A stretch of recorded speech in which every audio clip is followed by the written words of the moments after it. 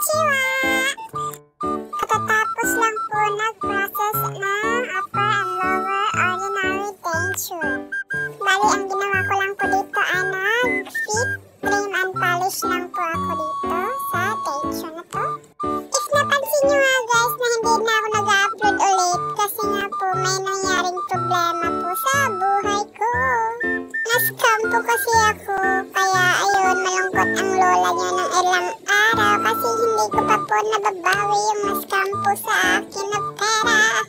Alam kong tatanungin nyo guys, kaya sasabihin ko na.